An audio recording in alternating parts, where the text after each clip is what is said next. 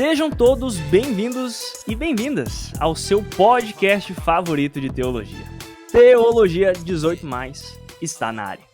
Esse que promete falar aquilo que precisa ser dito, levando teologia até você, através de um podcast. Para começar o episódio de hoje, eu quero mandar um abraço todo especial para o Dion Clay Pinheiro, para Mari Hadke e para o Décio, que está sempre trocando mensagens comigo e apoiando os meus projetos online. Então, muito obrigado pelo apoio de vocês e um abração. Hoje nós estamos recebendo um convidado muito especial. Uma das pessoas que eu tenho um carinho mais especial no mundo. Gosto muito, amo esse cara. E é um grande prazer, porque ele é um grande teólogo, respeito ele demais. Ele tem muito para contribuir para a igreja, tem um futuro brilhante. Tenho certeza que vai ser um dos grandes nomes na teologia da nossa igreja no Brasil. E, então, sem delongas, quero chamar bem-vindo ao teólogo mestre em teologia, George Carlos Felten. Bem-vindo, George, ao Teologia 18+. Fala, Alan, tudo bem? Boa noite, ou boa tarde, ou bom dia, né? Tanto faz, onde é que você está nos ouvindo. Que bom, cara, eu fico até envergonhado aí depois dessa introdução, né? Tá louco, o grande Alan, doutorando Alan, quase doutor, falando bem assim de mim, que legal. É importante o pessoal saber que a gente tem uma relação muito boa, né? O Alan, bom, a gente poderia falar o quanto o Alan já fez por mim também nesse tempo que a gente esteve lá. Puxa vida, vocês são parte da família.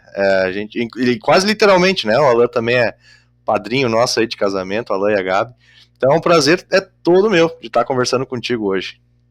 Cara, vamos falar sobre nossa posição diante do diabo. Eu li, isso foi o tema, o assunto que você tratou na sua dissertação do mestrado, correto? E hoje eu li partes dela para a gente conversar e, cara, um conteúdo muito rico, muito bom. Você estudou sobre demonologia e como a gente responde a versões de demologia, que é o estudo sobre os demônios na teologia, correto, Jorge? Perfeito, é isso que eu fiz na minha dissertação do mestrado lá em St. Louis. Eu peguei uma das denominações religiosas do Brasil mais proeminentes, né, que é a Universal, e aí eu abri um pouquinho o que eles entendem por demônios, e o que eu propus, então, uma resposta a 3 principais pontos deles. Claro, poderia ter feito outros, né, mas a gente sempre tem que se limitar a alguma coisa, né. Então eu peguei esses 3 e respondi um pouquinho de como os luteranos enxergam esses aspectos, ou se existem de fato esses aspectos na nossa visão, como é que a gente pode entender um pouco mais essa demonologia, esse estudo dos demônios, né, do diabo e dos demônios e do seu comportamento, sua relação com o cristão, com Deus, com a religião cristã do modo geral. Então foi isso que eu fiz na minha dissertação, sim. Cara, demonologia. Primeiro, antes de falar, eu tenho que aprender a falar a palavra certa. Eu falei demonologia. Olha aí. Já estamos começando o episódio já aprendendo teologia aí com o Jorge.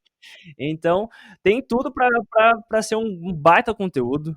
E eu acho que você que está chegando, você não precisa ser especialista em teologia.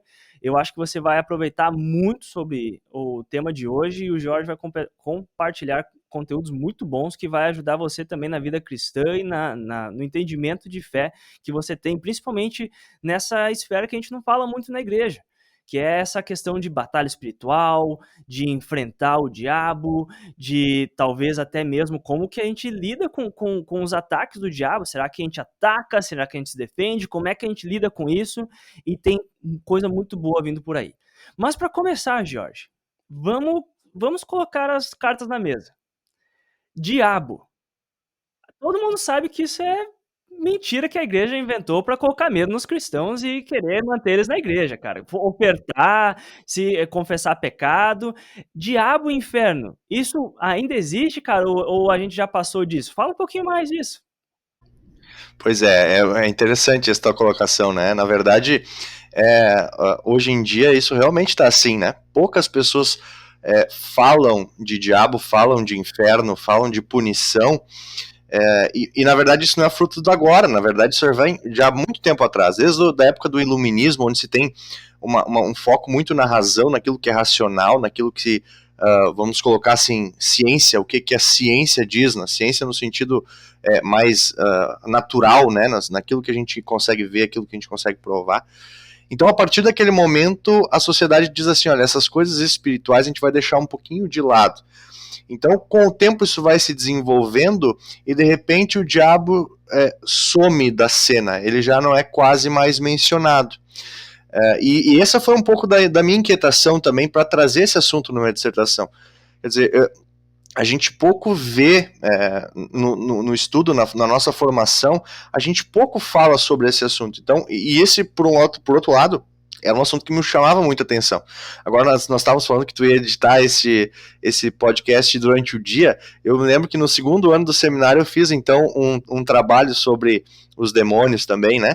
E eu terminei ele de madrugada e eu não tinha tomado banho. Então eu pensei, putz, será que eu vou tomar banho na madrugada sozinho no seminário, ou eu fico sem tomar banho? Eu não vou dizer como é que eu resolvi essa situação, mas enfim, é um assunto delicado, mas na verdade, sim, se a gente dizer que o diabo não existe, ou que o inferno não existe, que os demônios não existem, a gente tem que estar preparado para botar muita coisa fora da Bíblia, né? Muita escritura fora, a gente tem que deixar isso de lado. E se a gente questiona se o diabo existe ou não, ou que os demônios existem, é um passo a gente questionar também a existência do próprio Deus, né? Embora a gente vá dizer que o diabo não é um outro Deus, não é uma força ao contrário de Deus, nesse sentido de igual para igual, não é um Deus bom e um Deus mau, ainda assim o diabo ele é um anjo que caiu, né? Ele é uma criatura de Deus, mas se o diabo existe, ele é o oposto a Deus, mas não na mesma intensidade, na mesma força, ele é ainda abaixo de Deus. Mas se nós questionarmos a existência do diabo, por que a gente não pode questionar também a existência de Deus? Né? Se por um lado a gente tem esse lado terrível da força, como a gente diz, por que a gente não pode também questionar o outro lado? Né? E na verdade, se a gente olhar a Bíblia mesmo, até agora há pouco, agora nós estamos gravando isso no dia 15 de março, né? Semana passada, o texto do Evangelho, da Trienal, falava sobre a tentação de Jesus no deserto. Quer dizer, a gente está numa espécie de um deserto, né? Lembrando que Jesus não foi parar no deserto por acidente, né? Logo após o seu batismo, diz lá o texto que o Espírito o levou até o deserto a fim de ser tentado. Quer dizer, a tentação, a ação do diabo na nossa vida com a intenção de nos derrubar dessa fé é muito forte. A gente precisa prestar atenção nisso, porque se a gente deixa isso quieto, a gente já não luta mais contra. Né? Então a gente precisa chamar atenção. Claro, a gente vai dizer que o diabo não é a coisa mais importante da igreja, a gente não pode transformar o nosso culto também com um único tópico, o diabo e a sua ação. Né? Mas a gente não pode também deixar de falar do diabo, porque se a gente não fala do diabo na igreja, onde é que as pessoas vão ouvir falar do diabo? Em nenhum lugar, ou vão ouvir ainda falar de forma torpe, de forma equivocada, né? Cara, muito bom mesmo. E tu sabe que eu imagino até essa confusão, ou até mesmo você não se falar mais do diabo. E muitas pessoas, eu sei, eu até já recebi questionamentos no meu canal do YouTube de pessoas falando: tá, vamos ser sinceros, diabo foi algo que a igreja inventou. Não existe diabo de verdade.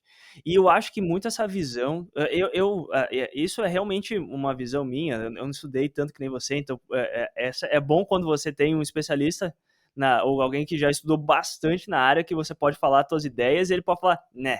Ou talvez ele te acredita e tu pensa, Eva, não tô tão errado.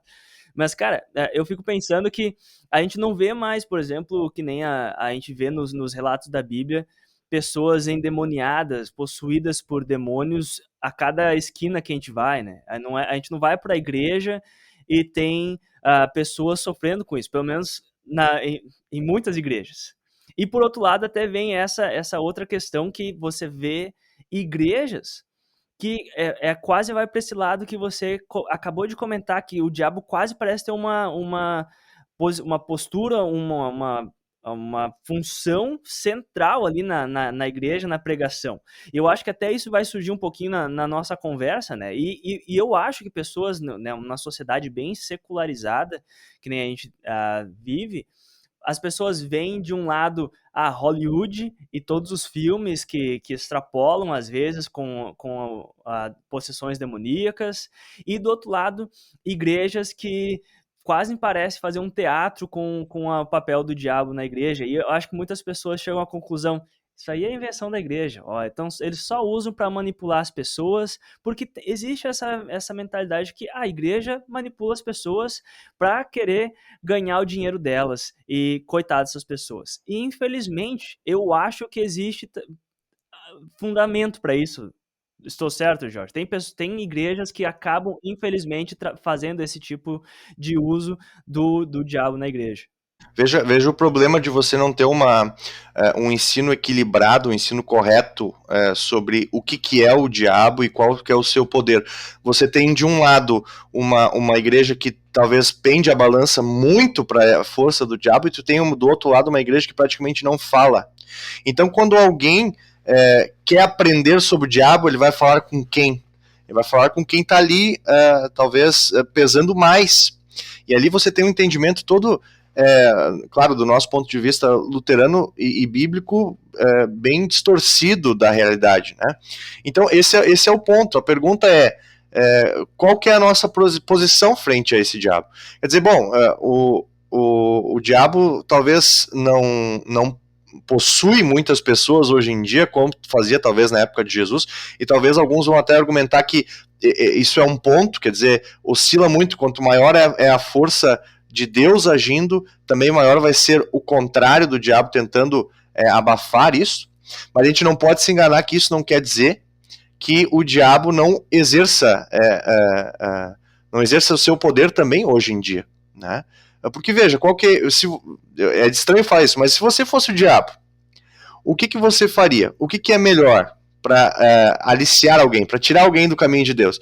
Você chegar lá num lugar, de repente, e aí todo mundo se apavora, ou então é você lá no ouvidinho, né, lá plantando uma ideia. Tem um livro muito interessante do C.S. Lewis, que em inglês é The Screwtape Letters, né, ou Cartas de um Diabo ao Seu Aprendiz, em português tem também nos dois, que é justamente isso. A ideia que ele traz é que, claro, é uma história, né? Não é um fato verídico e tudo mais, mas é uma história de um diabo treinando um outro demônio a tentar uma pessoa. Então, em nenhum momento esse demônio se apresenta. A ideia é muito mais indireta, né?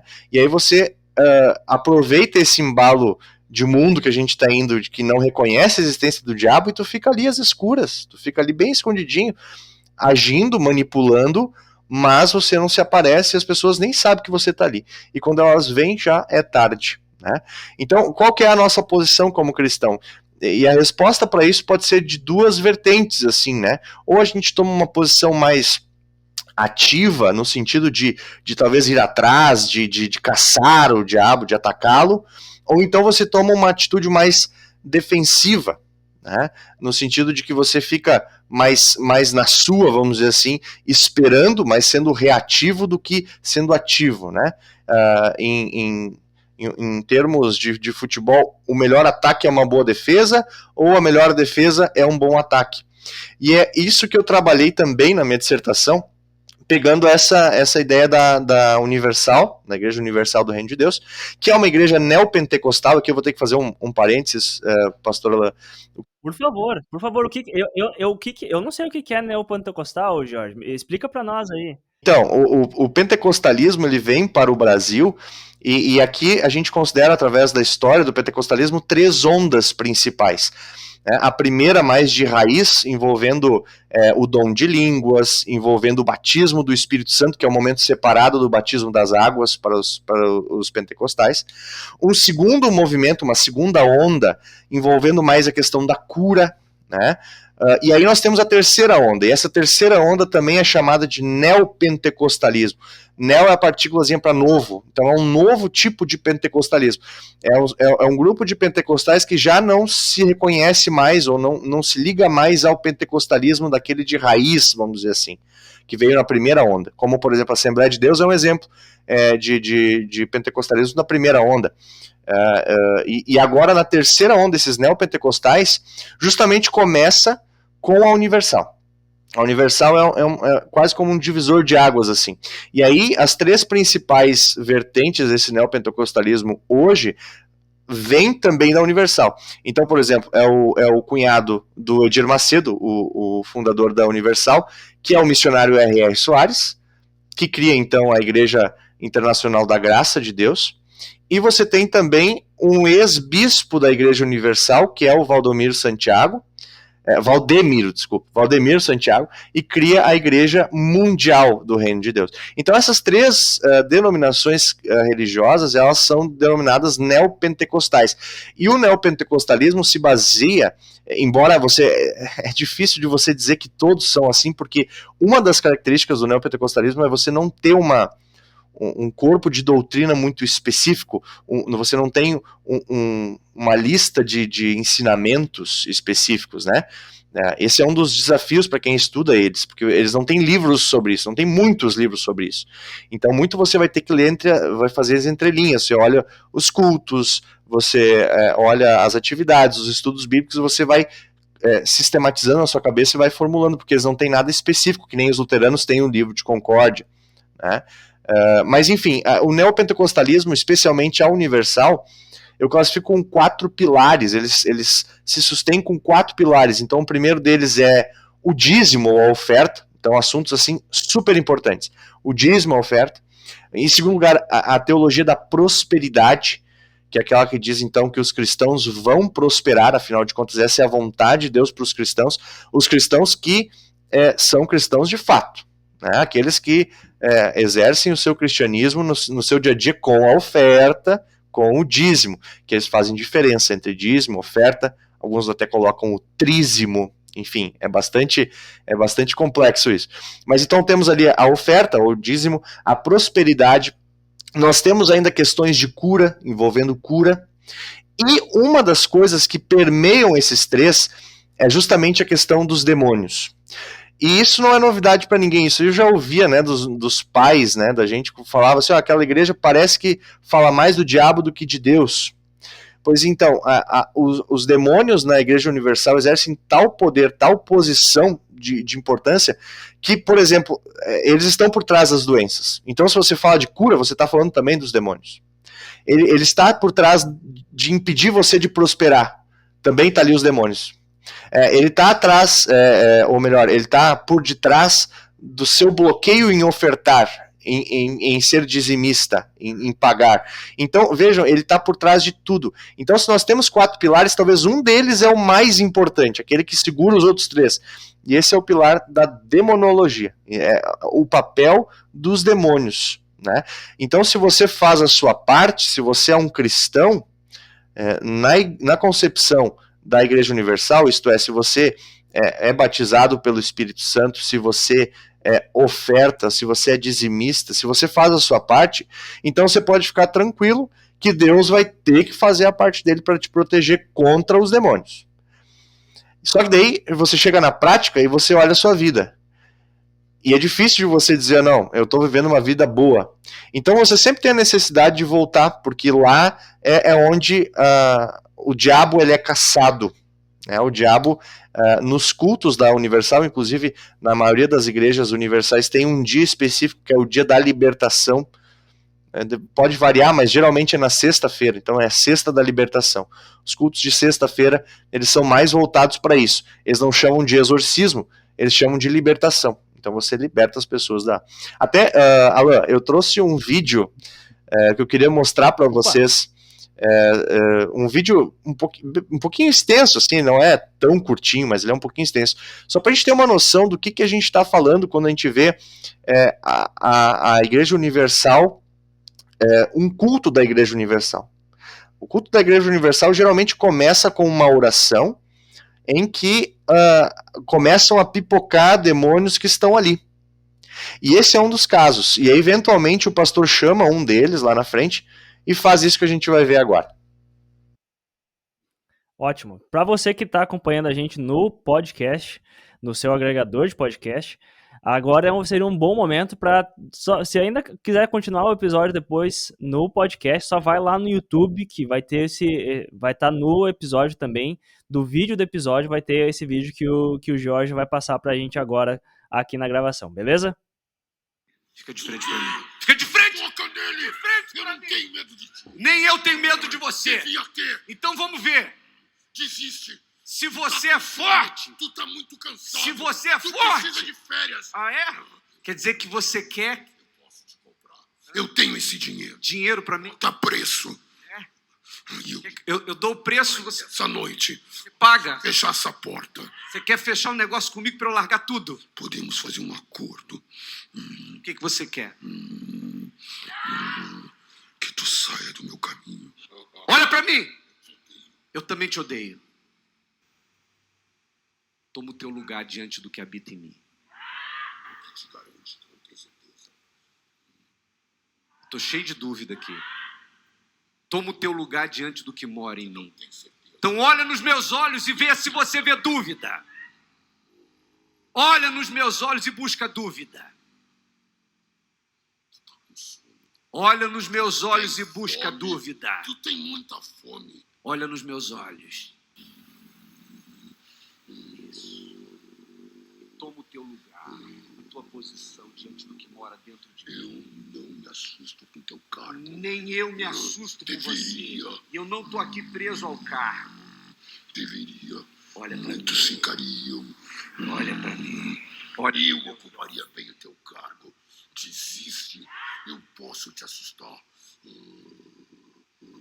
Tô morrendo de medo de você. Olha nos meus olhos Desiste. e vê a dúvida. Procura a dúvida. Tem horas que tu perde a proteção Procura o física. medo. E o que te garante fora Procura o desse medo lugar? nos meus olhos.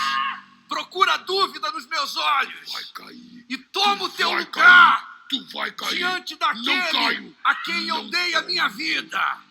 Aquele que Tu vai habita e ficar mora sem em dinheiro. mim. Vamos! Toma o teu lugar Eu diante poderia do que quebrar mora teu em mim. pescoço. Vamos! Tu é só um mortal.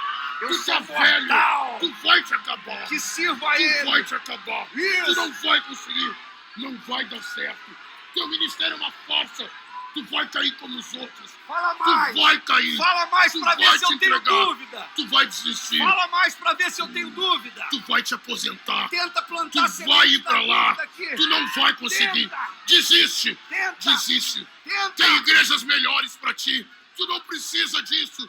Tá escrito que a graça do Senhor te basta. Tu não precisa ir até o fim. Foi cancelada a antiga aliança. Tu não precisa ir até o fim. Você vai arrumar as malas agora pra largar a vida dele. Agora estende as mãos pra Tu cá, não tem gente. força. Tu tá cansado. Ah, é? Vamos Tu ver. acordou cedo. Vamos Tu ver. vai dormir pouco. Segura o corpo Vou te dele. colocar em outra igreja. Segura o corpo Eu vou dele. fazer tu desistir dessa Em obra. nome do Senhor Jesus, eu quero toda a legião aqui. Toda a legião que veio da África com ele amarrados. O chefe, manifesta o chefe. O mais forte manifesta aqui. O chefão, o que veio no navio com eles. Segura o corpo dele aqui amarrado. Envia anjos agora e sejam queimados agora todos os principados, potestades, dominadores e forças do inferno agora. Todos vocês sejam queimados. Arruma as malas agora. Desiste. Todos vocês vão pro Tu tá inferno cansado. para nunca mais voltar. Em nome de Jesus Cristo. Saia! E agora? Tô lúcido, pastor. Lúcido?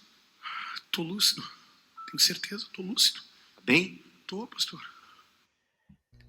Gente, o que vocês acharam desse vídeo? Loucura, né? Eu assisti e eu não só me assustei com o vídeo, mas eu estava aqui enfrentando problemas técnicos. O programa simplesmente não funcionava mais, não estava mais dando certo. Já começou a... simplesmente caiu, não deu certo, não voltava, jogou o Jorge para fora da sala do estúdio e agora eu... Entendeu? Eu tava falando, pessoal, eu tava falando com o Alan, né? Eu já falei em outros momentos sobre esse assunto. E geralmente quando eu falo desse assunto, alguma coisa dá errado, alguma coisa para de funcionar, alguma coisa. Então, aquilo que a gente falava antes, né? Claro, o diabo é muito pouco provável que ele vá se manifestar aqui, mas indiretamente, né? Ele pode fazer isso, a gente não pode duvidar, né, porque o diabo, ele existe, ele é real, nós precisamos falar sobre isso. Agora, é interessante esse vídeo, né? Para nós, assim, que... Imagina você ir num culto, você que é luterano, ou de outra denominação mais tradicional, assim. Imagina você ir num culto e ter esse momento, né? Em primeiro lugar, eu quero comentar sobre esse vídeo uma coisa que eu fiz questão de levar em consideração nesse trabalho. Eu não julguei se isso é de fato uma manifestação do diabo ou não. Os aspectos, daqui a pouco, que são super enfatizados, né, que são teatralizados, como a gente diz, eu não julguei isso. Então, em momento algum no meu trabalho, eu vou dizer assim, ó, isso aqui não é uma manifestação do diabo. Eu simplesmente analisei como um fato, ó, isso aqui está acontecendo, isto aqui, esta pessoa está manifestando-se assim, e a Igreja Universal entende assim, né? Mas perguntando agora, assim, para você que viu esse vídeo, ou mesmo ouviu, né? Que papel que o pastor está exercendo ali? Qual que é a sua posição frente àquele demônio que está ali aparecendo para ele naquela pessoa? É uma posição de defesa ou é uma posição de ataque? Eu talvez não responda agora, ainda tem mais algumas coisas a se considerar sobre isso. Mas a gente já tem uma tendência a pensar, né? Em primeiro lugar, pelo fato de ser durante a oração do pastor que vai meio que invocando essas presenças que estão ali para que elas se manifestem. E aí você chama um deles lá para frente para fazer uma espécie de uma entrevista. Coisa que eu não sei se já existiu em algum lugar, algo como assim existe na Universal, de você entrevistar o demônio. É um papel quase que pedagógico esse dali. Você entrevista o demônio. Claro, para algumas denominações é importante, por exemplo, na hora do exorcismo, descobrir qual que é o nome desse demônio que está ali. Agora, uma entrevista para entender qual que é a mente, como funciona a mente, qual que é a função que ele exerce na vida das pessoas, isso é uma coisa que eu não vi em outro lugar, a não ser na Universal ou nessas outras denominações que a gente antes definiu como neopentecostais. É verdade. O único outro caso que eu me lembro de ver algo parecido é aquele vídeo da entrevista do Quevedo com o filho do capeta. Que ele fala pra... Quebra o meu dedo. Quebra o meu dedo. É algo com a força parecido, de tua mente. Mas, cara, eu ia até comentar que é interessante, eu nem vou responder as perguntas, porque eu não sei nem como responder, mas realmente parece quase um duelo, né, cara? Tipo, eles um de frente pro outro, e as Exato. falas é um duelo, né? Tipo, eles estão realmente se enfrentando ali. E me dá uns 3 tipos de ansiedade. Se é isso que eu tenho que fazer com o pastor, eu acho que eu vou procurar outro emprego, né? Não que se chegar num momento que precise realmente fazer isso, eu não vou fazer, mas se eu tivesse que fazer isso toda semana, que vida complicada, cara. Eu sou muito cagão. Tu não é tão santificado assim, né, o pastor? Daí é diferente. É que assim, ó, eu não oferto tanto, meu dízimo não é tão pois alto, não. Todo trabalhado na ironia. Mas o ponto é o seguinte, né? Se a gente pensar assim, ó, o pastor ali naquele momento, ele é considerado o cristão padrão, vamos dizer assim, o cristão exemplar, o cristão exemplo. Modelo, essa é a palavra. Então, qual que é a posição de um cristão modelo, que é o pastor, frente ao diabo? É uma posição de defesa ou é uma posição de ataque? Outra pergunta que a gente pode analisar, qual que é a função de Jesus neste vídeo? Em outras palavras, o que Jesus fez nesse vídeo? Se você voltar lá para olhar, eu me lembro de uma vez só que ele é mencionado. E não é mencionado, 2 vezes, né? No fim ali, em nome de Jesus, no fim que ele grita, e antes disso ele é mencionado indiretamente quando o pastor pede para que o demônio olhe para ele e veja quem está dentro dele. E tome sua posição frente àquele que está dentro de mim. Jesus ali naquele vídeo não está fazendo nada, a não ser habitando dentro do pastor. Jesus, ele não age, Jesus, tem até um momento que ele fala assim, envia anjos, né? Agora e vai queimando. Talvez Jesus possa até enviar um anjo ali, ou outro, mas o poder, o foco, a força, a fé, tá toda no pastor. É o pastor que está botando ali a banca na frente do demônio, né? Na verdade, dos demônios, porque, se eu não me engano, nesse vídeo ali antes, ele menciona que ele tem 7.000 demônios ali dentro, né? Um deles é o chefão que está falando, mas ele diz que ele tem 7.000 demônios ali. Então, que tipo de consequência esse papel do pastor que enfrenta até demônios vai ter numa comunidade, numa igreja? Veja, se o pastor resiste até o diabo e nem o diabo consegue ficar perto dele, será que alguém vai poder questionar alguma coisa desse pastor? Será que alguém vai poder questionar alguma coisa dessa igreja universal? Se nem o diabo pode ficar na frente dele. Então, acho que é bem óbvio, né? A posição que o cristão deve ocupar, segundo a Universal, contra o diabo, é uma posição ativa, uma posição de ataque. Ele deve ir atrás do diabo, afinal de contas, se ele se garante como cristão, como aquele pastor se garantiu, ele pode fazer coisa até provocar o diabo. Ele pode fazer até desafios com o diabo, ou contra o diabo. E é isso que eu quero mostrar nesse outro vídeo. Se vocês quiserem me acompanhar novamente, dê uma olhada nesse outro vídeo aqui. Olha o que o pastor fala com outro demônio. O mesmo pastor, se eu não me engano. Como ele fala com outra pessoa que ele se manifestou. Bora assistir isso aí.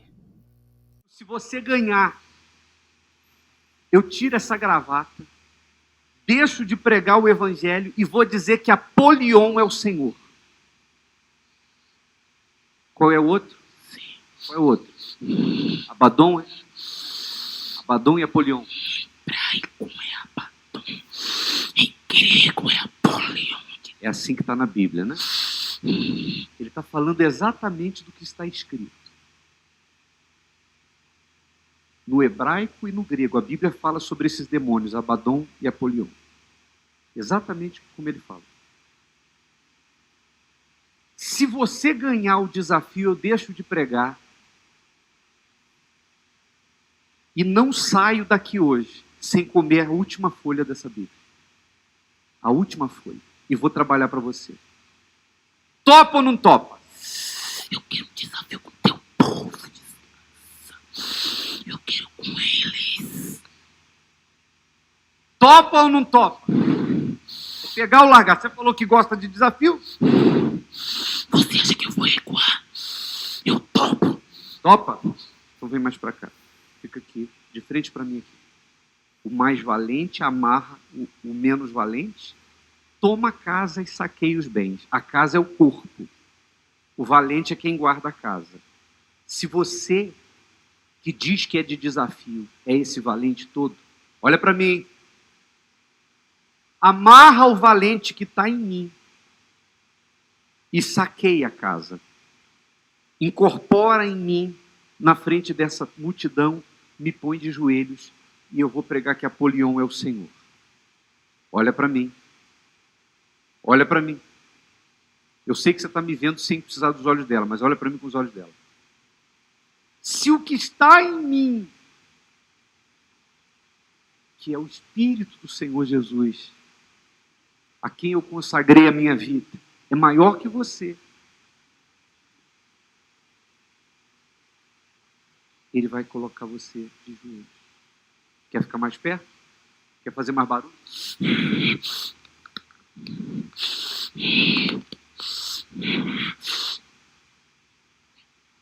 Tá valendo. Você quer que eu fique como? Em posição de guerra? Tá bom.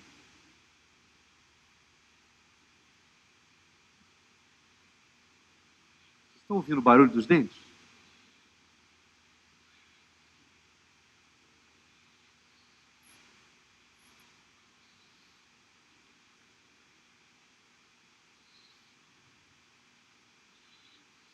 Quem é o quê? Meu mundo espiritual. Está dizendo, essa luta é minha, é sua, porque quem é carnal não vai entender isso. Tem gente que tem dúvida da gente? exato momento. Tem gente que acha que a gente é o quê? Torcendo até pra você cair. Tem gente que acha o quê da gente? Bando de enganador, desgraça. Fazendo soldo de cobaia, de cavalo. Quem faz eles pensarem assim?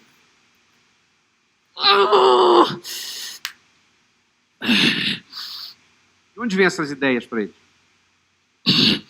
Primeiro o jogo, depois aí o ponto de vista deles. Porque eu só vou até onde a pessoa deixa, desgraça. Entenderam? Vamos lá! Ou é ou não é? Ou é ou não é?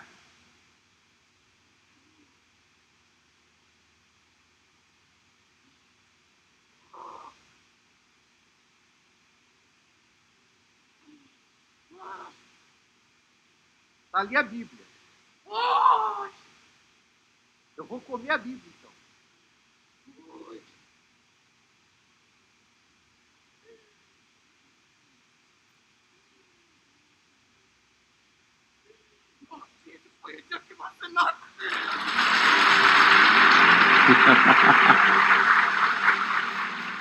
O Senhor Jesus, todo louvor, toda honra e toda glória.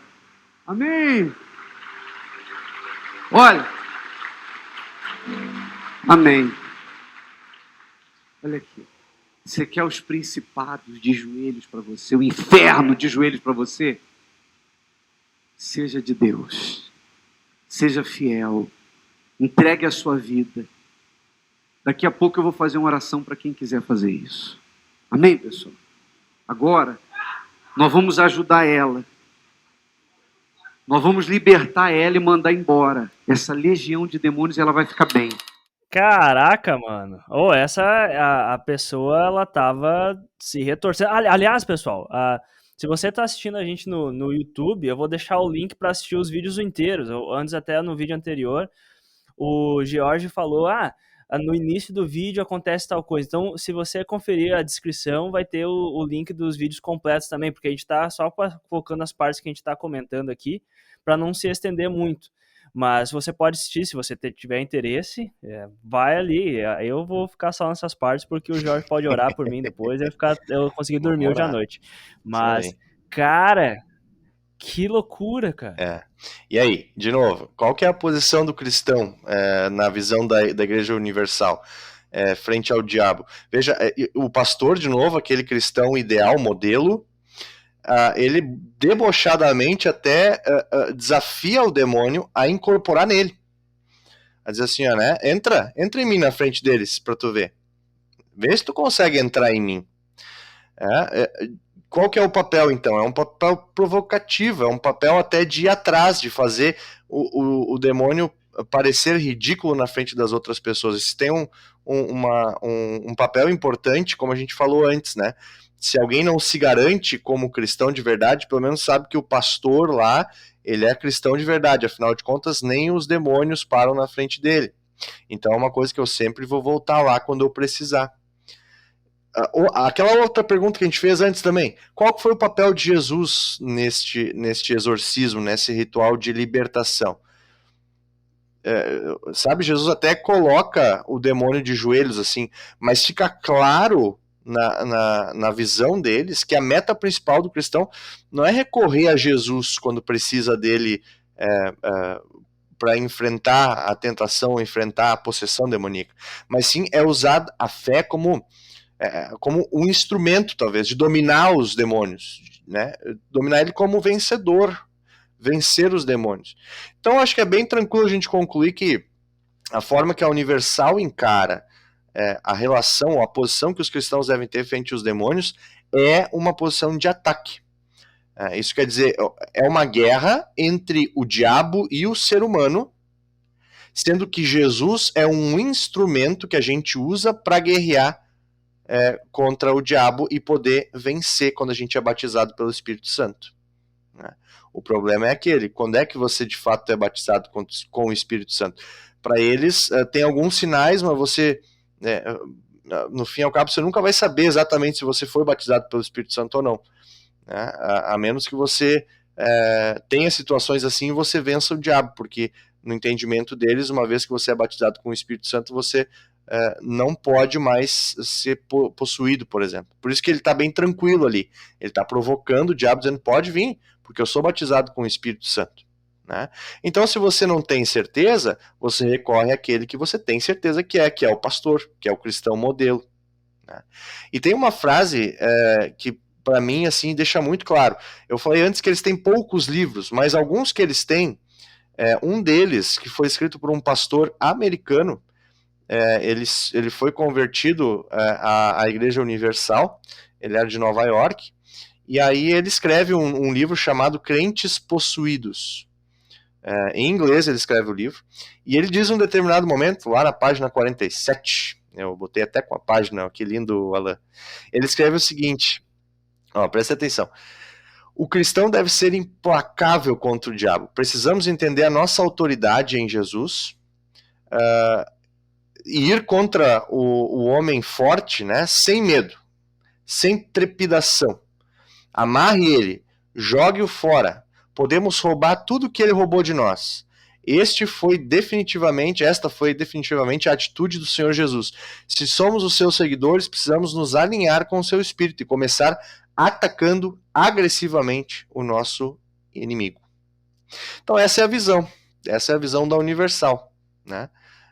Talvez é uma coisa nova para muitas pessoas, porque a gente só olha, talvez, né, acaba não olhando tão profundamente assim, mas essa é a visão da Universal quanto aos demônios. Né? Cara, muito interessante, sabe? Eu nunca estive num culto da Universal, então é realmente muito novo. O que eu sei são poucas referências que eu já li de outros teólogos que escreveram e analisaram, agora também lendo a tua dissertação. E, cara, é chocante porque é diferente. Novamente, como você falou antes, não é nem a questão de você fazer um julgamento, isso aqui é de verdade, isso aqui é certo, errado, mas é algo, talvez a gente até tenha alguma avaliação, análise que a gente pode falar em comparação, por exemplo, com outras teologias, por exemplo, com a teologia luterana, que é uma teologia não pentecostal, mas sim uma teologia tradicional, que a gente vai falar de tradicional, porque vai ter, sim, muitos livros que vão ser reconhecidos como autoridade, como confissões, que a gente vai... Qualquer pessoa que quiser saber o que luteranos ensinam, você pode falar, tem aqueles livros lá que são a base que a gente confessa. Diferentemente, mas, então é bem interessante, talvez até alguém da Universal tá ouvindo a gente. Um abraço para você, que bom que você chegou aqui. Mas é realmente muito interessante, porque para mim é bem novo. E até uma coisa que eu consigo ver, duas coisas eu consigo até tirar disso, não é de importante, mas é algo que que eu consigo destacar, ou realmente eu não consigo não prestar atenção nisso, é a questão realmente o papel central do pastor, e como que essa teologia... eu li na tua dissertação que eles não gostam de falar que eles têm uma teologia, porque isso é coisa intelectual e tudo mais. Talvez até se você tiver interesse, você pode explicar isso mais. Mas até a questão do ensino, realmente a prática que a gente vê no culto, ela reflete esse ensino. Por exemplo, de que se você é consagrado, se você foi batizado com o Espírito Santo, você não precisa ter medo. E como que isso se parece? Olha o pastor. E realmente tem duas coisas que eu consigo ver, que é a centralidade do pastor, mas também a centralidade, eu diria até mesmo, da igreja. Porque você comentou, né Jorge, que é difícil de alguém ter a certeza que ela é consagrada de verdade ou que ela foi batizada com o Espírito Santo. Então, se você tem dúvida, o que você faz? Você sabe que o diabo está agindo, o diabo está atacando teu chefe, que tá te atacando, tua vida tá ruim, tu tá com doença, e o que tu faz? Tu vai aonde que tu sabe que tem alguém consagrado, porque tu já viu aquela pessoa consagrada, porque tu sabe que lá você vai ter proteção, ou seja, tu vai aonde? Tu vai pra igreja. E eu acho que me parece que vai meio que encaixando mesmo. Não, Desculpa, pode perfeito, falar. eu ia corroborar, dizer assim, tem outros vídeos que eu não trouxe hoje aqui, mas, por exemplo, não é raro você ver um dos demônios em uma entrevista dizendo que ele é o dono daquela outra igreja, né? E dizendo que aqui eu não consigo ser. Né? Então, o próprio demônio na Igreja Universal, ele aponta a igreja correta. É interessante isso, né? Por que eles ouvem tanto o diabo, ou tanto o demônio? Porque no entendimento deles, ali o demônio não pode mentir, porque ele está na presença de Deus. Então, é como se você tivesse numa guerra, e nós estamos tendo uma guerra, infelizmente, aí, né, bem na nossa, ouvindo essas notícias, né, é como se você tivesse numa guerra e o seu exército captura um dos comandantes do outro exército e você tortura ele até ele te dizer a verdade. É isso que está acontecendo, é uma nomenclatura de guerra. No culto, o pastor, então, é o nosso torturador, o torturador do lado do cristianismo, vamos dizer assim, e ele pega esse demônio, esse diabo, e ele tortura com fogo que cai do céu, enfim, com o que ele quiser. Né? Inclusive, se você vai olhar a postura das pessoas que estão endemoniadas nessa Igreja Universal, sempre estão com as mãos para trás, como se tivessem algemadas, com a cabeça baixa. É todo é toda uma postura que está por trás disso. Então, é ali que você consegue a informação direto da fonte. Você não considera o diabo o pai da mentira se ele está dentro da Igreja Universal, porque daí ele não pode mentir. Porque daí ele está na presença de Deus, então na presença de Deus você não pode mentir. Isso tudo legitima o fato de a Igreja Universal se considerar a igreja correta. Né? Então, onde é que você vai buscar? Você vai buscar aqui, porque o próprio diabo confessou que ele é o pastor daquela outra igreja, que ele lidera as outras igrejas, inclusive as igrejas tradicionais, e é aquele negócio que tu falou da palavrinha teologia, que eles odeiam, né? Eles não querem falar sobre teologia, porque teologia para eles é uma racionalização, é coisa do diabo. Você racionaliza algo, e no entendimento deles é isso, mas claro, você não consegue ter uma prática se você não tem uma teologia por trás. Tanto é que você consegue escrever uma dissertação de teologia olhando os vídeos deles, olhando os livros deles, você consegue perceber a teologia, né? Mas o entendimento deles de teologia é uma racionalização, é um blá blá blá teológico que confunde as pessoas e aí acaba afastando as pessoas da igreja. Então, para eles, o negócio é ser prático. Mas é óbvio, você não consegue ser prático se você não tem uma teoria por trás. É inevitável, né? Senão você está dando tiro no escuro. Mas para eles, essa palavrinha teologia, então, é uma coisa do diabo. Até eles chamam de Exu tradição. Então, também tem isso, né? A Igreja Universal muito ligada com as religiões de matriz africana, sendo essas entidades demônios. Um deles é o Exu, então eles adicionam o Exu a alguma coisa. Então, Exu tradição.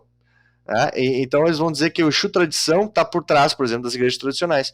Nós podemos citar a Igreja Católica, que é um dos grandes adversários do Edir Macedo, isso envolvendo desde TV Record. Ixi, é aquela coisa que quanto mais tu vai cavocando, Alan, tu mais vai achando, sabe? A gente poderia falar horas e horas e horas sobre isso.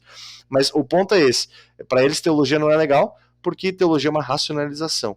E racionalização é parte da tradição. E tradição é coisa do demônio. Eles querem uma coisa prática, uma coisa viva. E é isso que acontece no culto, onde acontece essa espécie de show, onde o pastor se digladia com o demônio e vence. Né? Vence porque ele é um pastor consagrado. E aí nós podemos perguntar, tá aí o outro lado. E nós, os luteranos? Né? Como é que nós entendemos isso? Né? Olha, nesse momento pelo que eu tô ouvindo de ti, eu já tenho certeza que nenhum membro da Universal vai estar ouvindo o podcast, porque eles já devem ter lido o nome do podcast Exu Teologia 18+. Aí pensando, né, isso aqui é coisa do demônio, votou já vai fora. embora. Mas olha aí, ó. Cara, estão enviando para os pastores deles agora. Olha só isso. Pois é, olha aí, tomara, daqui a pouco estamos sendo citados no culto, vão exorcizar o podcast.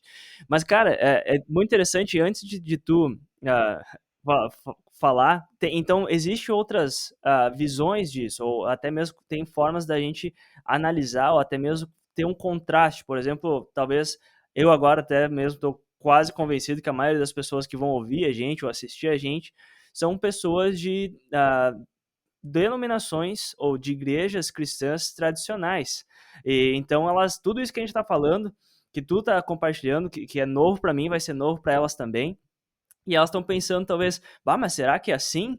Será que essa é a forma que a gente entende a nossa postura diante do diabo? Ou será que existe algo diferente? Será que as teologias tradicionais oferecem algo diferente? E eu acho que sim, eu acho que até você vai compartilhar isso com a gente agora, né, Jorge? E por isso não se desesperem, o Jorge já vai oferecer uma visão. E, novamente, até mesmo na nossa humildade e até diante de Deus, e tipo, não é que essa aqui é certa, claro, é a visão luterana baseada nessas confissões até que a gente falou antes, na teologia que a gente vê como algo bom dentro da nossa denominação, da nossa igreja. A gente tem uma visão diferente, né, Jorge? E eu tô louco para ouvir o que você vai falar, porque se na teologia da Igreja Universal, se eles atacam o diabo, e se essa é a postura, que a gente tem que caçoar, que a gente tem que duelar, se você é um membro muito consagrado, então você não tem que ter medo. Eu tenho várias perguntas que vão bem nessa linha, mas eu quero que você começa a falar pra gente e compartilhar talvez uma visão diferente de pensar sobre tudo isso, e se qualquer coisa eu tiver ainda com alguma dúvida, eu vou fazer depois para você. Então vamos lá. Qual que é o papel do cristão para outra visão, para essa visão luterana, vamos dizer assim? Sou pastor luterano, então vou falar também da minha visão. Qual que é o nosso papel? Bom, se pela Igreja Universal nós temos o papel de ataque, e eu falei que tinha basicamente duas, então você vai logicamente concluir que é o outro lado. Então é uma questão de defesa. Agora, isso talvez pode induzir a gente a pensar que, segundo a ideia luterana, o diabo é quase como deixado ali fazer o seu trabalho. Não é por aí, né? A humilhação do diabo tem o seu lugar na teologia luterana. Agora, o grande ponto é o seguinte: o autor dessa humilhação nunca ou nunca reside na força do pastor, ou na força do ser humano, ou na consagração do cristão, se ele é mais cristão ou menos cristão, se você quer dizer assim. Mas a humilhação do diabo sempre está na ação do próprio Deus, na ação de Jesus. Então, por exemplo, Deus vai desafiar o diabo e vai dizer para ele assim: olha, o grande espírito poderoso do diabo, né?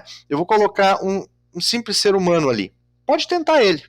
Tenta e você vai ver que ele não vai cair. Sabe por quê? Porque eu vou deixar ele de pé. Sabe? Muda um pouco o foco. Ô Jorge, tu tá apontando pra mim esse ser humano. Não aponta pra mim não, cara. Mas continua, desculpa. Eu só fiquei com medo. Não. Mas vou te dizer, viu? Enfim. Então, o ponto é o seguinte: se para a Igreja Universal a batalha é entre o diabo e o ser humano usa Jesus como instrumento, na teologia luterana a batalha é entre Jesus e o diabo, e Jesus nos usa como instrumentos. Como assim? Nós estamos meio que ali no meio. A luta não é entre nós e eles, né? A gente está ou de um lado ou de outro. E quando nós estamos no lado de um, nós estamos pecando contra o lado do outro. Portanto, se nós estamos no lado do diabo, como nós, na nossa teologia luterana, nós nascemos assim, nascemos afastados da glória de Deus, nascemos do lado do diabo, nascemos descrentes e nós somos, então, resgatados pelo batismo para o lado de Jesus, e assim nós vamos crescendo e vamos aprendendo essa fé cristã e desenvolvendo nossa fé, alimentando nossa fé. Então a gente é trazido para o lado de Jesus e nós estamos então pecando contra o diabo. E quando nós pecamos contra o diabo, ele vai fazer de tudo para nos conseguir de volta. E esse é o ponto. Então nós estamos ali no meio, mas a batalha não é nossa. A batalha é entre Jesus e o diabo. E na verdade essa batalha já foi ganha. No início do podcast a gente comentou sobre Jesus sendo tentado no deserto, e no fim nós vamos ter lá Jesus gritando na cruz: está consumado, está pronto, está resolvido. E aí na ressurreição, ao seu terceiro dia, você tem a glória de Deus quebrando os túmulos, quebrando a morte, quebrando o poder do diabo. Então alguém já definiu assim, é como se fosse o dia D, né?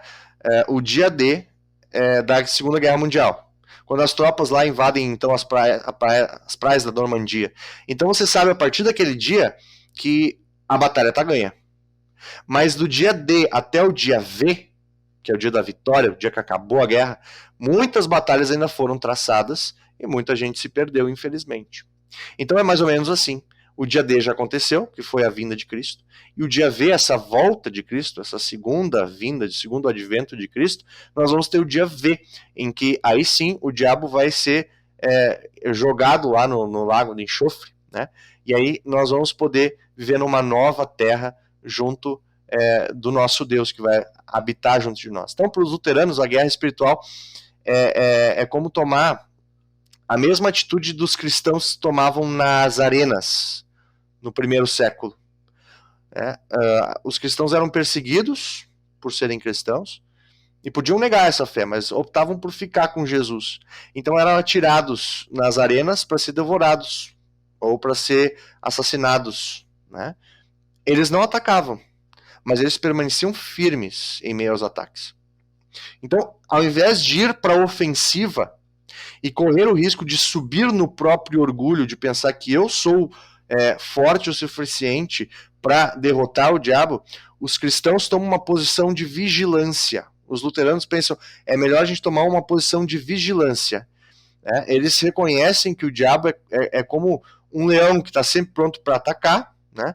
E, portanto, é preciso que a gente não se coloque numa situação que possa tornar a gente mesmo frágil, presa, uma presa fácil, né? Então, para os luteranos, Deus nos chama a guardar a nossa posição.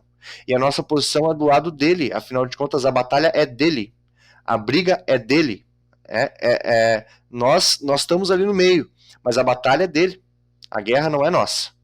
É uma luta entre Jesus e o diabo, uma luta já vencida. Mas veja a diferença, então, para a universal, o ser humano usa Deus para batalhar. Porque a batalha pertence também ao ser humano. É uma batalha nossa para a Igreja Universal. Para os luteranos, a batalha é entre Deus e o diabo, e Deus pode nos usar para humilhar o diabo. Afinal de contas, o diabo é um anjo, é um ser muito mais poderoso do que um ser humano. E mesmo assim, Deus diz, olha, eu vou deixar essa pessoa de pé, tu pode tentar, assim como ele fez com Jó. Ele permitiu que o diabo fosse lá e praticamente liquidasse com a vida de Jó. Mas ele manteve Jó de pé. Um simples mortal. E vejam, não há qualidade nenhuma em Jó ali. O ponto, se você lê Jó e diz, olha como Jó foi persistente, você perdeu. Você perdeu alguma coisa ali. Perdi. Putz, perdi. Volta lá e lê de novo. Porque a história toda é como Deus mantém Jó, né, frente às ações do diabo. Cara, muito, muito bom. Cara, e assim, ó, realmente, eu acho que isso ajuda, e até mesmo qual que é a postura, porque eu fico pensando, se alguém não chegou nesse ponto, eu tenho até medo que talvez vai pensar, então é isso aí, eu vi lá com o Jorge, o Al falou, a gente tem que atacar, porque o pessoal lá da Universal, eles atacam, se você é consagrado, e quase parece que tem uma pressão sobre você, né? Porque tu quer ser consagrado, tu quer ser tá de bem com Deus, ser batizado com o Espírito. Então, tu tem que entrar na ofensiva, né, cara? Porque senão, se tu não tá nisso, quer dizer que tu tá fraco, tem alguma coisa faltando pra você, né, cara? E eu acho que é isso, a questão de você ter uma alternativa que não engloba você ter que atacar e ter esse duelo, quase que quando o diabo me ataca, eu tenho que ficar que nem esse pastor que a gente viu o vídeo, de ficar de frente e realmente eu contra ele, cara, a gente não tem chance alguma, né, cara? Porque se for a questão da minha consagração, bah, eu assim, ó, eu sei de várias coisas que eu não eu sou falho, sabe. Eu sei que eu tenho muito pra melhorar e eu sei que eu acho que só na nova criação que eu vou ser a criatura que Deus me criou e quer que eu seja, sabe. Por mais que eu tenha muita fé que eu recebi o Espírito Santo, que Deus age em mim e está comigo, mas aí vem tudo isso que você tá falando, né, Jorge.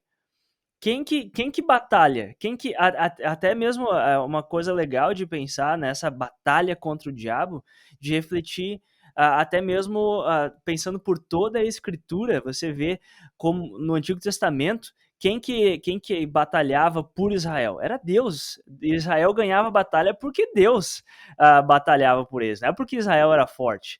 No Novo Testamento, quando a gente fala sobre redenção, né, Jorge, não é porque a gente era bom e a gente se, sei lá, ficou tão bom, tão consagrado ao ponto que a gente foi salvo agora. Não, Deus teve que vir à Terra, se tornar um de nós, para que Ele pudesse lutar a nossa batalha contra o diabo, contra o pecado, contra a morte, para que a gente pudesse ser salvo. Então, realmente é Deus. E nesse sentido, eu fico mais tranquilo, cara, de pensar que quando o diabo me ataca, e eu tenho experiências que um dia a gente pode até sentar e falar sobre experiências estranhas que eu já senti sendo atacado espiritualmente pelo diabo, por um demônio.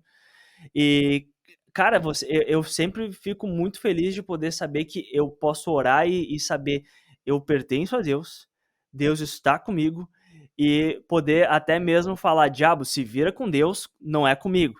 E até isso é uma coisa que eu queria que tu compartilhasse um pouco, porque eu achei genial que tu traz na tua dissertação do mestrado, Jorge, que é a questão de quase caçoar do diabo ou falar, quer saber, diabo, tu quer brigar?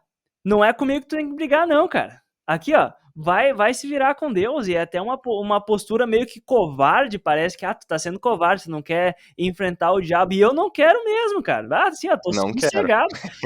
Deus vai se virar com Deus. E eu queria que tu falasse um pouco mais disso também, cara, porque eu achei muito interessante.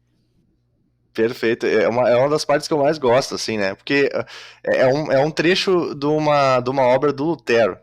E se você nunca leu Lutero, ele muitas das vezes ele vai usar de sarcasmo, vai usar de ironia, vai até usar de uma raiva excessiva, que vai talvez fazer até ser um pouco desrespeitoso às vezes.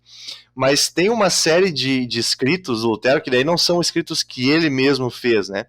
É chamado de As Conversas à Mesa.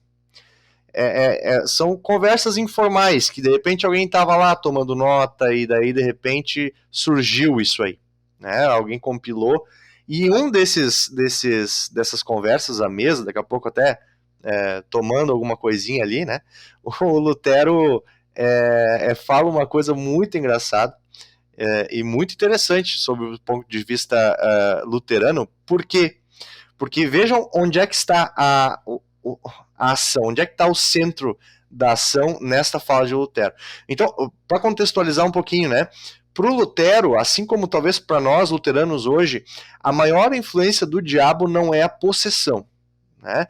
Ele pode possuir, e a gente não pode tirar isso do nosso radar. Ele pode possuir, porque se a gente diz que o diabo não pode possuir, a gente, de novo, tem que jogar uma boa parte da escritura fora.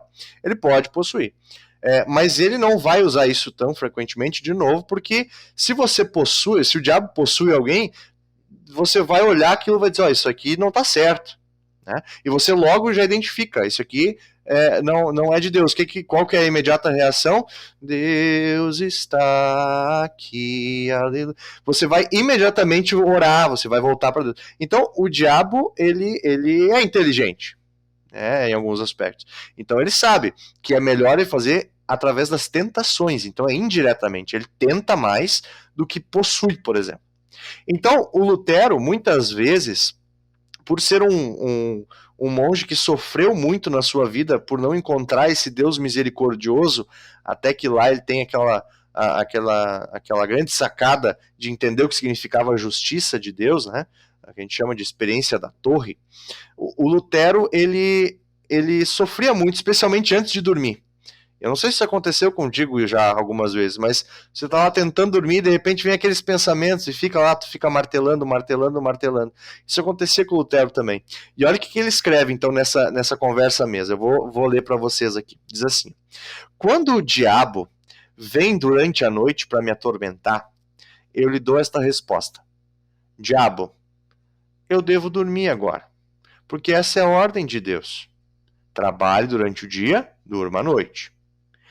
Se ele não parar de me irritar, mas me enfrentar ou jogar na minha cara os meus pecados, eu respondo: querido diabo, eu ouvi o seu registro, mas eu cometi ainda mais pecados que nem mesmo constam aí. Bota eles na lista também. Se ele ainda não para de me acusar de pecador, digo-lhe com desprezo: santo Satanás, rogai por mim. Você nunca fez nada de mal e só tu és santo. Vai a Deus e adquira graça para si mesmo. Se você quer me tornar justo, eu lhe digo: médico, cura-te a ti mesmo. O Lutero, com uma ironia, com um sarcasmo, ele aponta para essa realidade. O que o diabo mais quer? Te jogar na cara os teus pecados. Mas ele faz de uma forma hipócrita, afinal de contas, ele é o tentador. Então o Lutero faz assim: então usa de ironia com ele, se ele não para de atazanar. Diz: vai lá, fala com Deus lá. De repente ele te perdoa dos teus pecados. Que eu tenho mais ainda, tu só citou alguns, eu tenho muito mais. Veja, né?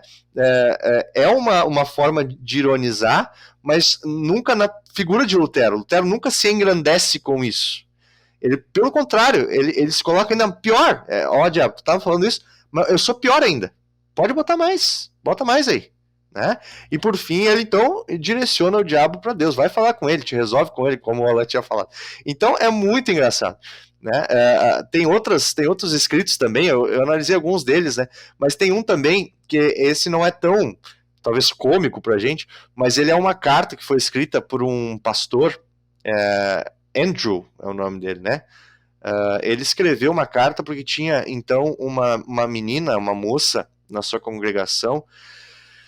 E pelo que se sabe, ela sofria de alguns problemas psíquicos. Mas de repente ela começou a extrapolar isso, né?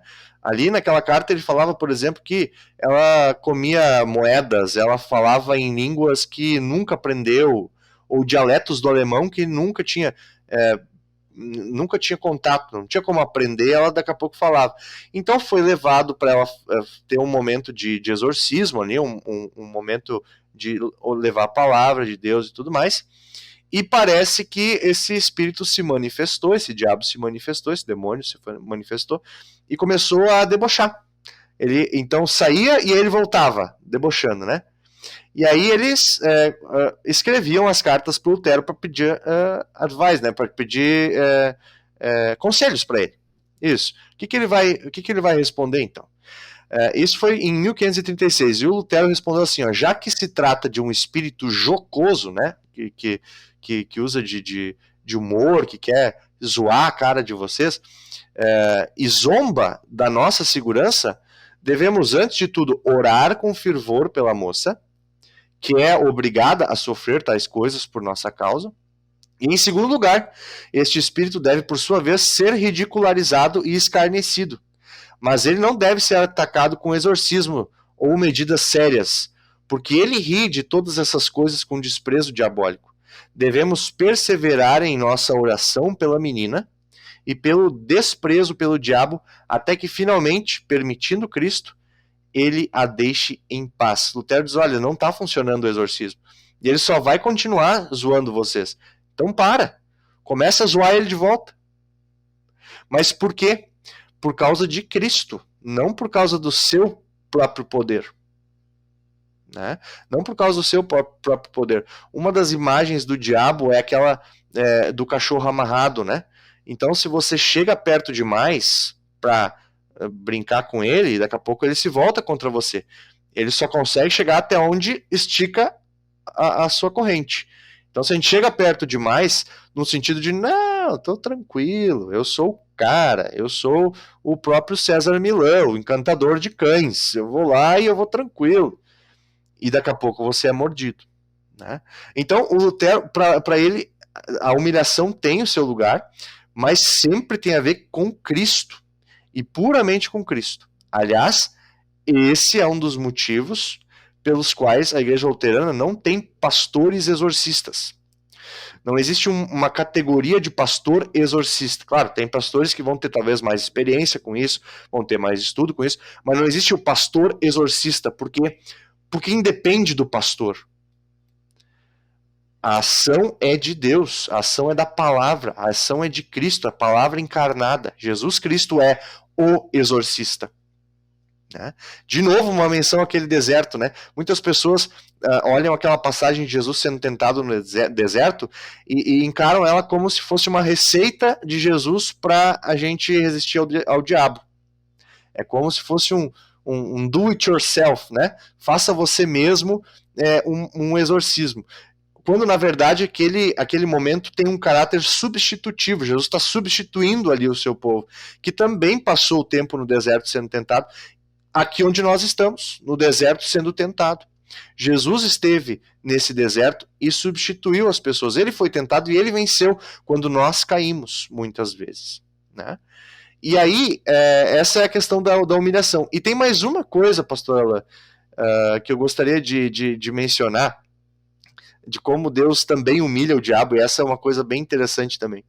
E que talvez vai chocar alguém, então atenção agora. Opa! É horrível. Rufem os tambores.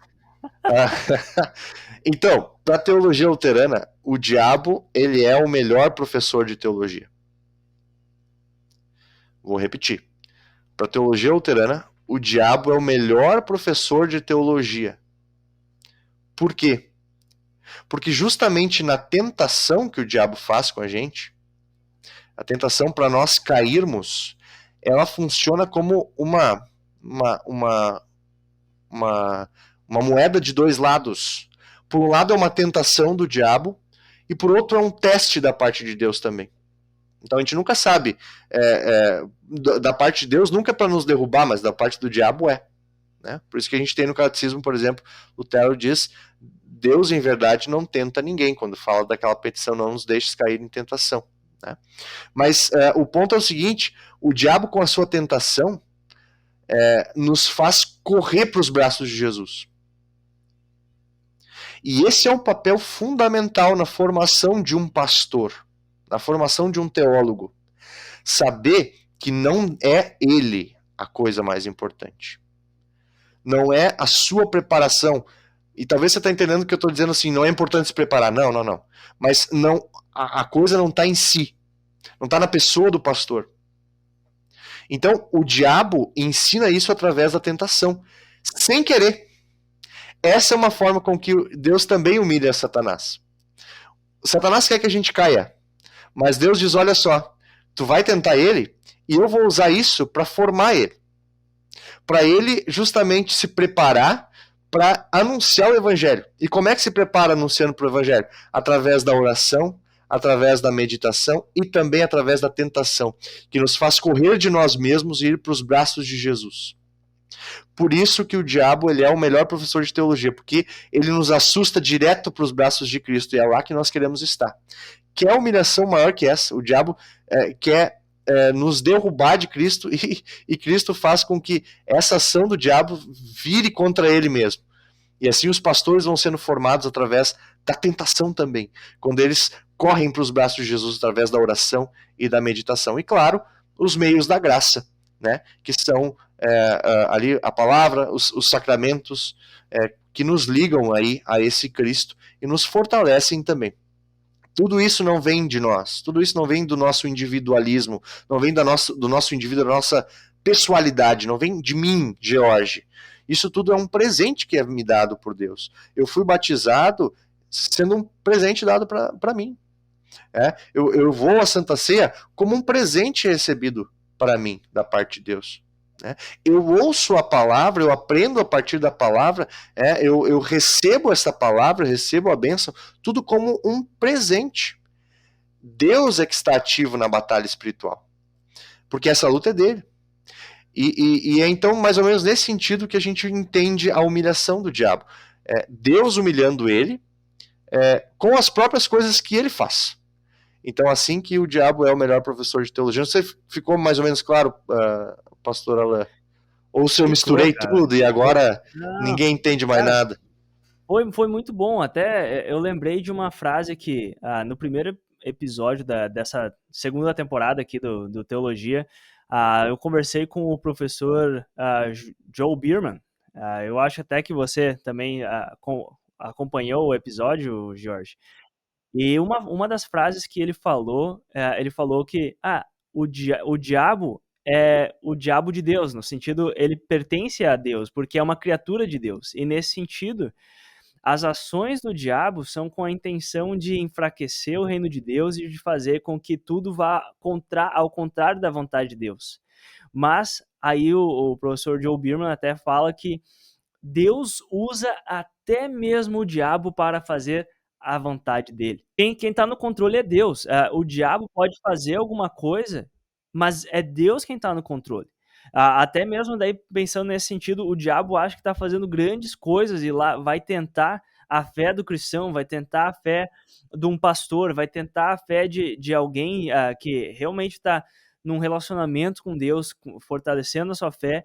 E o que Deus faz? Ele usa essa ação que é horrível, realmente é horrível. A tentação do diabo não é algo que a gente deve procurar, e até isso é uma coisa que a gente deve ter cuidado, que é, o Jorge e o Alan falaram que é bom ser tentado porque Deus usa aquilo. Gente, não é para procurar a tentação. A questão é que até mesmo quando o diabo nos tenta, a gente não é pra gente quase, por exemplo, ir na Santa Ceia achando que aquilo é um pré-treino que vai deixar a gente turbinado pra gente lutar contra o diabo. Não é isso, é realmente algo que nos lembra que Deus é quem age em nosso favor, é Ele que faz tudo, e até mesmo através dessa ação horrível do diabo, a gente vê Deus agindo para que a gente vá até Ele, reconheça que a gente não tem a força em nós mesmos, não é sobre a nossa consagração, não é sobre quantos músculos espirituais que a gente tem, mas sim o quanto que nós reconhecemos que a gente precisa de Deus. Certo, Jorge? Eu acho que ficou muito claro Perfeito. isso, eu não tô nem explicando, é só mesmo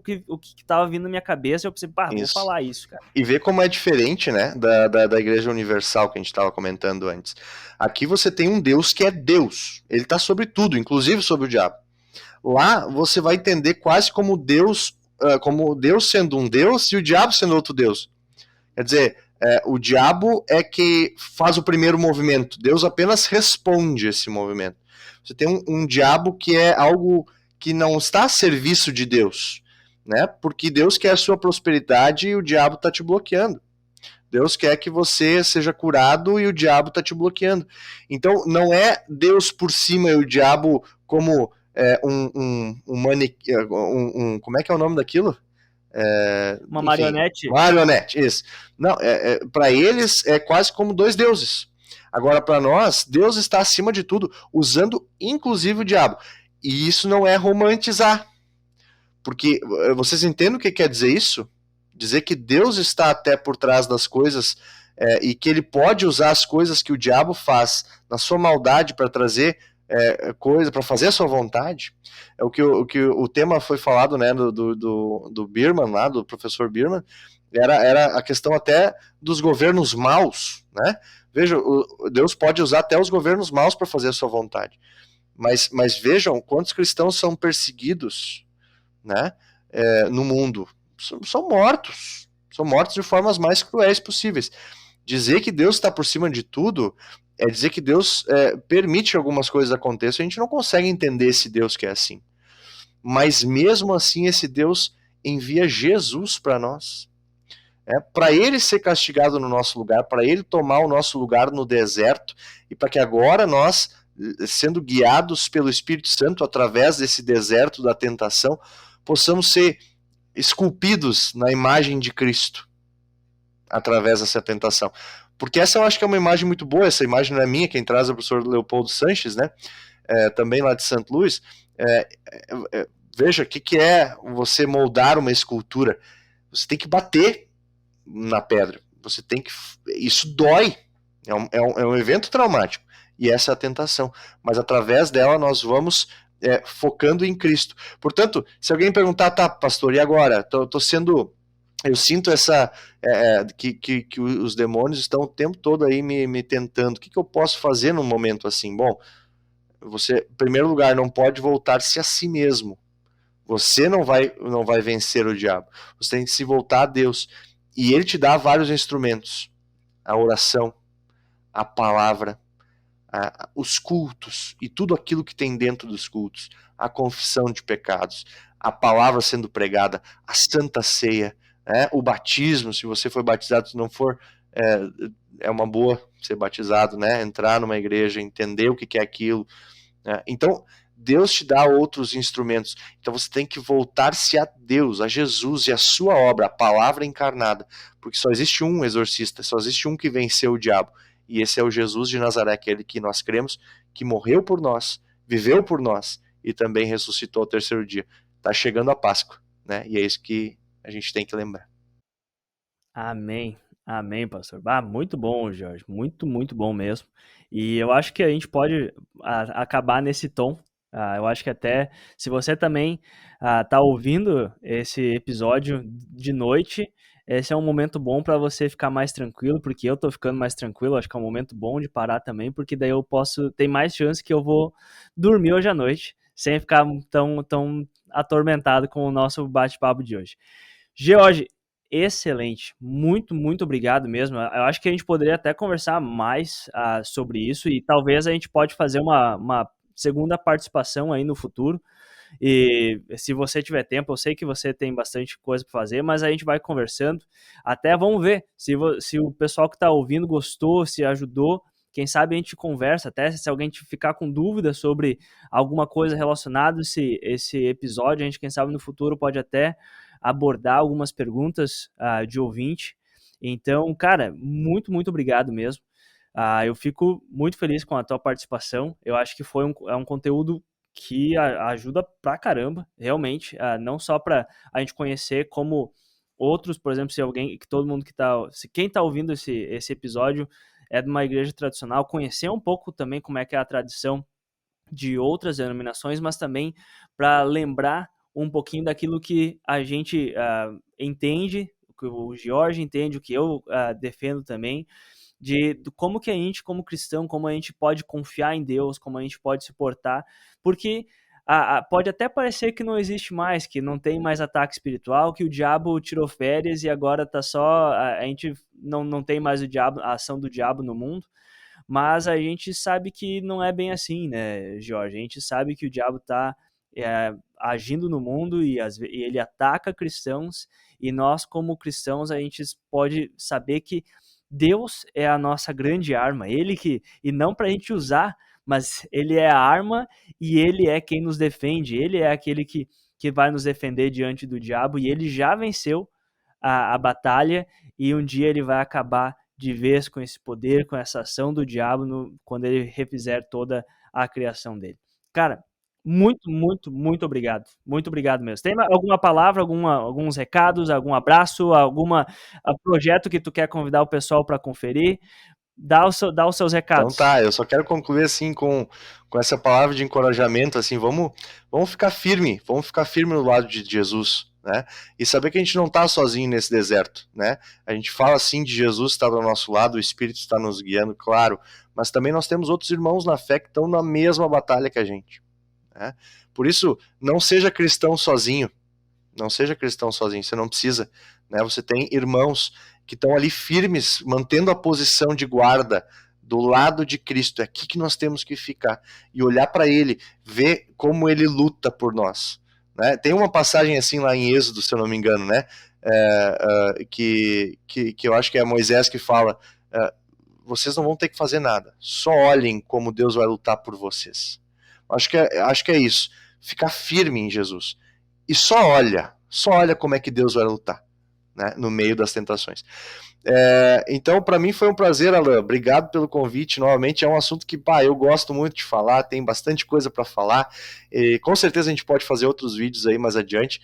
A gente está sempre na correria. Agora estou como pastor capelão do Colégio Luterano Arthur Conrad, aqui em Estância Velha, e também pastor auxiliar aqui na comunidade, que é a mantenedora do colégio. De projetos, assim, eu gostaria de falar de um dos projetos que a gente tem, que é o Minuto da Capelania. A gente tem um videozinho que é sempre 1 minutinho. A gente traz 1 minuto por semana, né? Não quer dar mais, quem sabe me dá 1 minutinho, só pra gente falar um pouco sobre Jesus. E aí, se você quiser dar uma olhada lá na página do Facebook ou do Instagram do nosso colégio, do Colégio Luterano Arthur Conrad, o famoso CLAC, você vai estar lá, você vai poder enxergar esse Minuto da Capelania. Dá uma olhada lá e dá aquela força. É bom a gente, pelo menos um pouquinho, a gente refletir também a partir dessa ferramenta que Deus nos dá. Pastor Alain, muito obrigado também por esse teu projeto que está continuando, que está cada vez maior. Eu fiquei até um pouco vexado de falar depois do professor Birman, né? Puxa vida, como é que eu vou falar agora, né? O pobre, miserável, pecador, né? O professor Birman também foi meu professor, um cara, assim, quem não olhou essa entrevista, vai lá e olha, porque é impressionante, né? O cara é genial. E assunto muito bom, né? E outros assuntos, tantos mais que temos aqui, cara, é fantástico. Parabéns pelo projeto e meu desejo é que ele continue pro bem da nossa igreja, da igreja cristã na terra, aqueles que creem em Cristo como seu Salvador. Amém, Jorge. Valeu, obrigado pelas palavras, obrigado por recomendar as pessoas. Vão lá, assistam mesmo, porque não é nem porque é eu que estou lá, é muito bom mesmo o conteúdo, o cara é uma fera. E ao mesmo tempo, cara, obrigado por dispor tempo. Eu sei que é corrido, a gente tem conversado, eu e o Jorge, a gente é muito amigo, até eu sinto muita saudade de conversar mais com o Jorge, então isso aqui é até um momento especial, exato, pra gente conversar um pouquinho, matar um pouco a saudade, mas eu fiquei muito feliz que tu trouxe o projeto do Minuto da Capelania. São vídeos muito legais, o Jorge dá um show de bola nos videozinhos, são curtinhos, então eu vou deixar o link aqui embaixo da página do Facebook do colégio, e eu também vou deixar o link dos perfis do Jorge, se você quiser seguir ele lá, direto, ele também compartilha conteúdo, vai lá, curte as fotos dele, se ele deixar você seguir ele, se ele deixar você seguir ele. Mas então, confira o conteúdo e os projetos que ele está fazendo, beleza? Se você assistiu até aqui, confira os outros episódios, tem aqui na descrição do vídeo o link para o site do Teologia 18+, siga a gente nas redes sociais, se quiser também se inscreve aqui no canal para ver os vídeos, ver os episódios também em vídeo, às vezes eu coloco uns cortes também, então confira o conteúdo aqui. Jorge, muito obrigado, e para vocês que assistiram até aqui, ou ouviram, a gente se vê no próximo episódio do Teologia 18+. Até lá!